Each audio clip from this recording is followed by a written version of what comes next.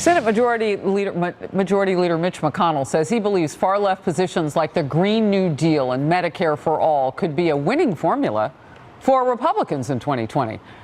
He says to reporters, quote, "We need to have a referendum on socialism. I'm going to be arguing, and I'm encouraging my colleagues to argue, that we are the firewall against socialism in this country," end quote. Power panel now. Zach Friend, former spokesperson for Obama for America. Jason Meister is a Trump 2020 advisory board member. Why is this winning for Republicans? Not only is it a winning strategy, Harris, but it's just the reality. The president and his administration are the firewall that stands between American people and socialism.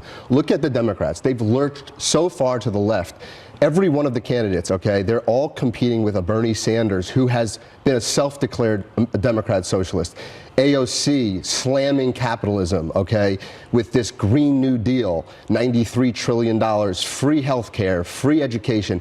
That's what the Democrat Party is today, and I think it is a winning strategy for Americans and for the president. Democratic socialists, it's what they call themselves. I don't know if you watched Governor Rendell with me, former DNC chair, just a few minutes ago, said he's not a fan of these people who are trotting out the Green New Deal. He said, great, getting the conversation started, but where do you go with it?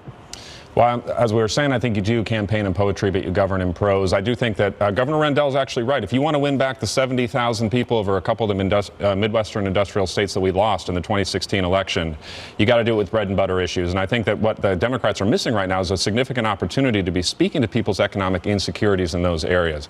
I don't think that just speaking about socialism, though, on the Republican side is really going to be a winning message. I think actually presenting your own ideas. We lost a lot of stuff in the midterms, and I think that winning back the suburban voters, I don't think that's going to I think the problem right now for Democrats is that the president really represents success. He represents capitalism, which is a system that works. That's why people are trying to get into this country, because capitalism is a system that works. Socialism doesn't. Look at Cuba. Look at Venezuela, where they're eating their pets. That's a problem. Those systems ravage countries. They ravage people.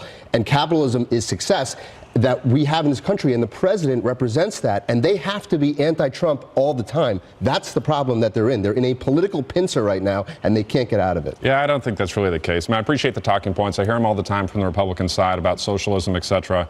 We have massive national debt. We have, even though we have low unemployment, we have people with significant economic insecurity.